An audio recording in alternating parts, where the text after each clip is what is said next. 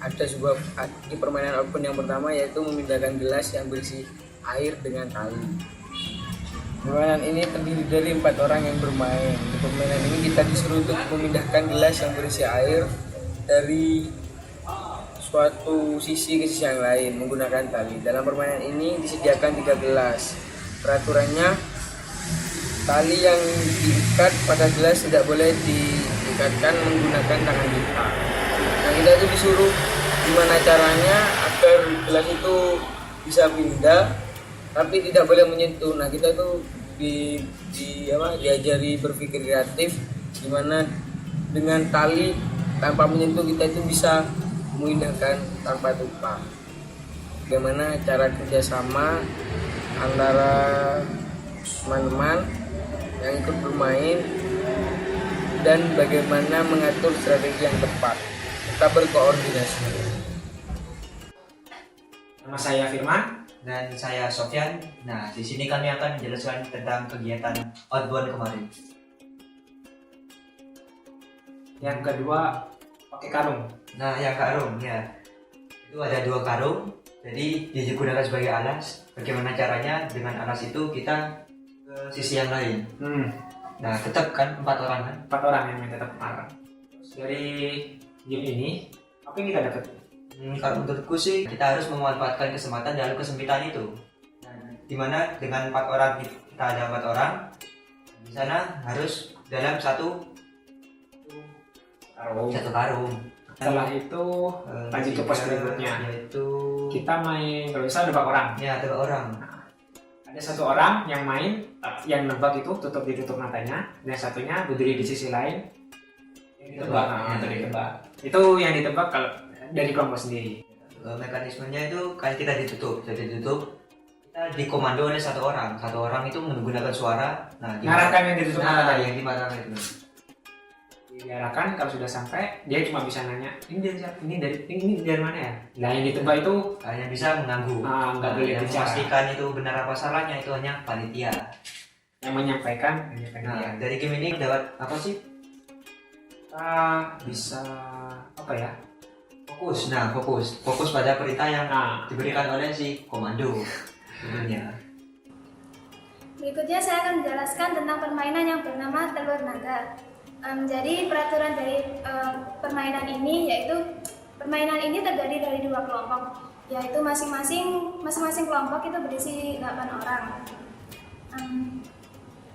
Jadi 8 orang ini yang paling belakang itu diikat balon. Jadi balonnya ini gunanya untuk lawannya. Jadi misalkan satu kelompok itu ada 8 tim ya, sama kelompok lawannya 8 tim lah. Itu nanti jika salah satunya bisa memegang balon itu, maka kelompok itu yang akan menang.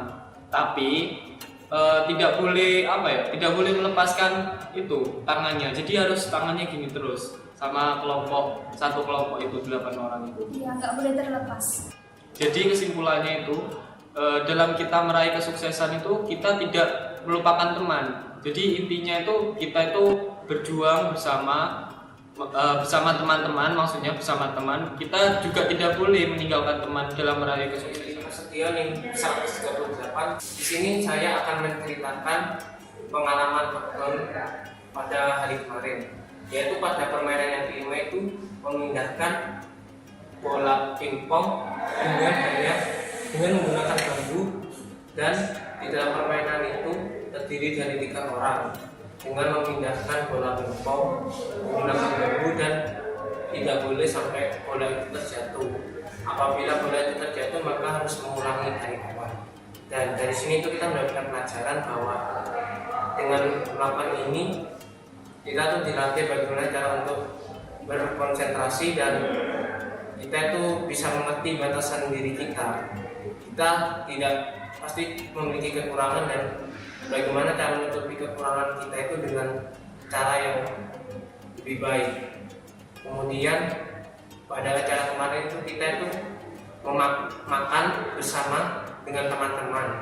Di situ itu kita diajari bagaimana cara kita beradaptasi dengan orang lain, dengan lingkungan, dan kita diajarkan untuk berbagi pada sesama.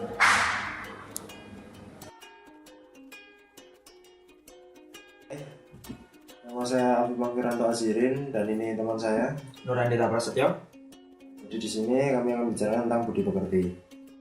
Pekerti itu adalah akhlak dan kelakuan kita yang baik dalam menjalani kehidupan ini. Maka baiknya kita mempunyai budi pekerti yang baik disertai dengan adanya ilmu yang bermanfaat. Hubungan manusia dan budi pekerti itu bisa dianalogikan seperti saat kita membuat kue. Misalnya dalam kondisi pertama, banyakkan tepung, garamnya sedikit. Yang kedua, sedikit, banyakkan garam. Yang ketiga, tidak ada tepung, tidak ada garam. Maksudnya begini, misalnya kita manusia itu memiliki banyak akhlak tapi sedikit ilmu. Mungkin sebaliknya, sedikit akhlak tapi banyak ilmu. Kemana lebih parah? Tidak ada akhlak, tidak ada ilmu. Perkenalkan, nama saya B. Haji Buwana. Maksud dari ketiga ini adalah yang pertama, banyak tepung ini banyak akhlak, sedikit garam ini sedikit ilmu.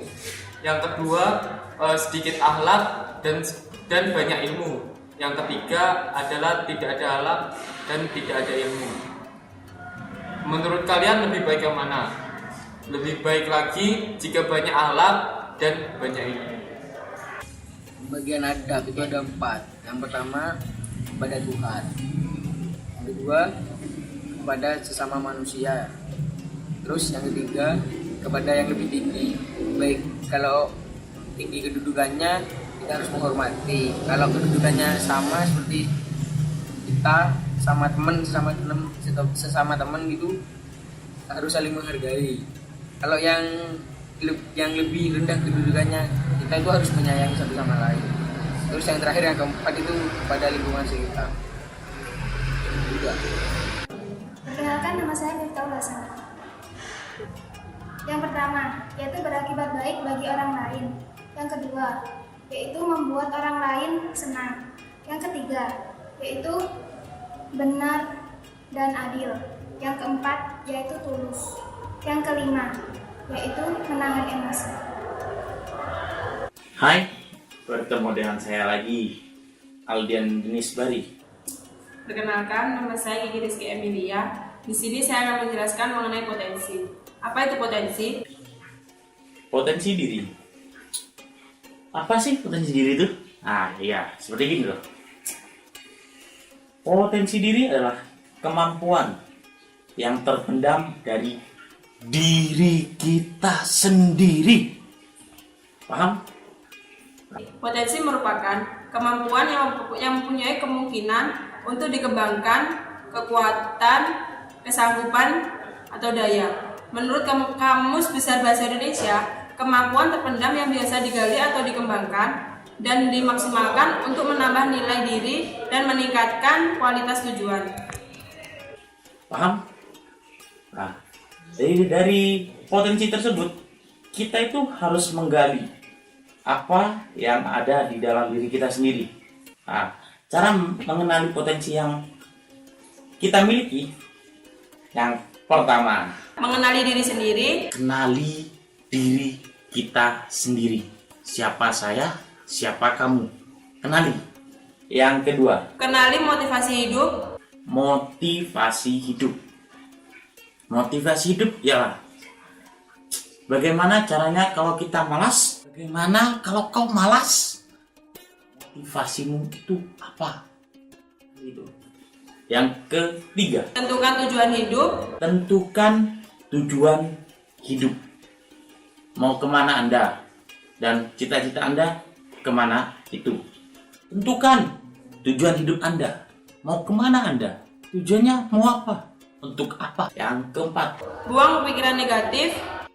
buang pikiran negatif. Setan buang. Negatif itu. Kelima, Jangan mengadili diri sendiri. jangan pernah mengadili diri kita sendiri atau pendukung. Pertama, kalian itu harus percaya diri. Pede itu. Kedua, ikuti hobi kalian dan minat kalian.